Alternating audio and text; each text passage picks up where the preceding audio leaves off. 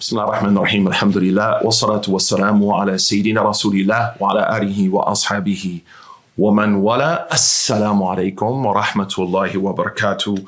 Welcome to the Hikam of Imam Ibn Ata'Allah. We ask Allah subhanahu wa ta'ala and yarzuqana wa iyyakum bil hikmah al-Islamiyyah. We ask Allah to grant us truly religious, upright wisdom. We reach now the fourth hikam, and as you recall, I said that the first 15 hikam address things that can come between us and God. So the first one is our deeds. Like, how do I understand my deeds? How do I understand utility? How do I understand actions in this world and I don't fall into delusion or regret?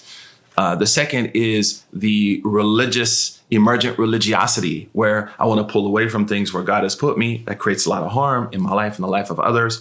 Or I want to overfurnish myself where Allah has sufficed me that also can create harm, not only to others around me, but my hereafter. Both of them. So, la taghlu fi dinikum, don't be extreme in your religion, trying to go too hard. And the other, it would be like to be ghafilun an amri, right? To be negligent of affairs. So between negligence and hyper irrationality and extremism is the sunnah. And now that takes us to the fourth.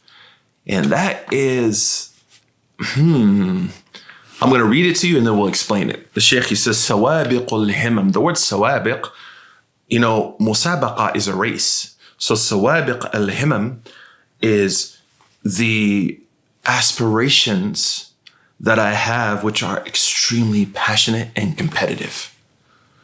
And actually, it should be al-himam as-sawabiq. There's a reason he did this in Arabic. We'll talk about that in rhetoric.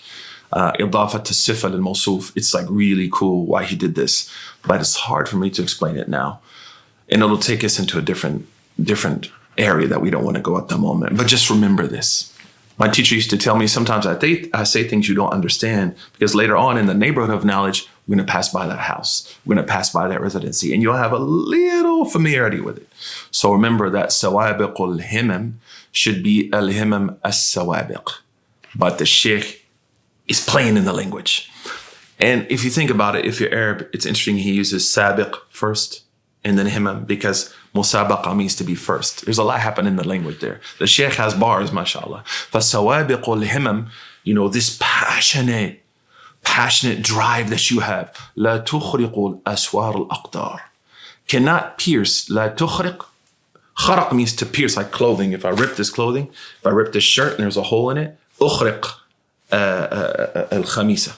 Like I ripped it, right? So I ripped it. So here he's saying, La tukhriq, your passionate aspirations cannot rip open a hole, aswar al-aqdar, in the fences and walls that surround qada and qadr, what has been granted to you in this life, your measurement. Alladhi qaddara fahada.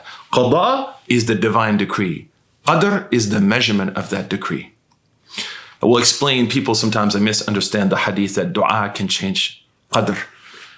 Qadr is known to Allah, was known to Allah, and will always be known to Allah. It can change it from our perspective, but it's known to Allah. Talk about that in the future. But here, sawabiq al-himami la tukhriq al-aswar al-aqdar. That your passions, no matter how deep those goals that you have are invested and planted in your competitive passion, that's not going to pierce the fortress of what Allah has decreed for you.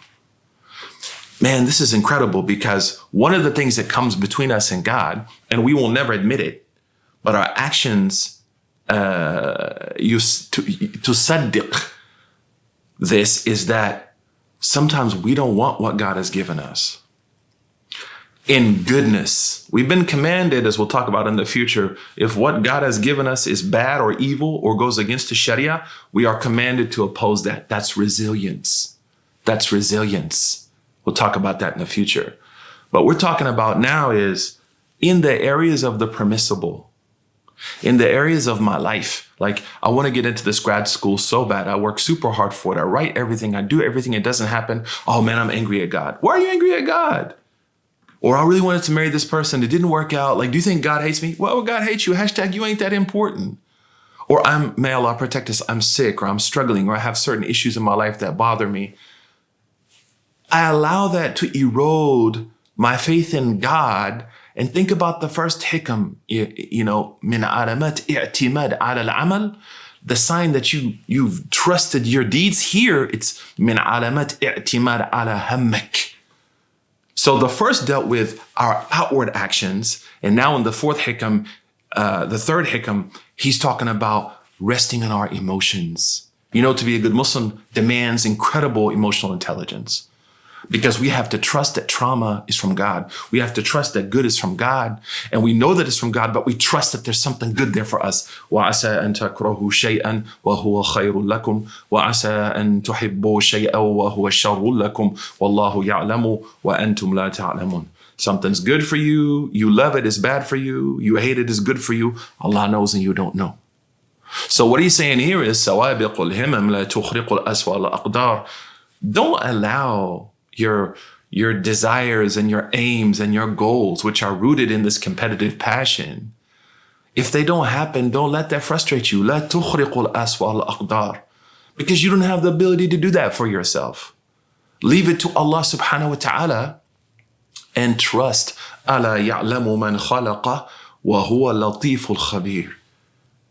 Doesn't Allah know better His creation than you and I? He created us, subhanahu wa ta'ala. So there's a lot happening in this hikam, but something that's really beautiful. The Shaykh says, وَفِيهِ تَشْبِيهُ الْأَقْدَارِ بِمَدِينَةٍ لَهَا أَسْوَارٌ فِي السِّيَانَةِ وَالْحِفْظِ عَلَى السَّبِيلِ الْمَكْنِيَّةِ.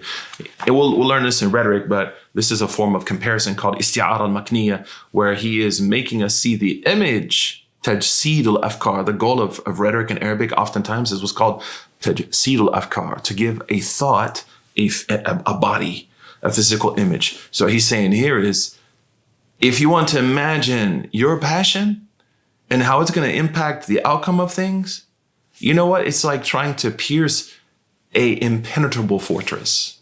And the impenetrable fortress is what Allah's plan is for you.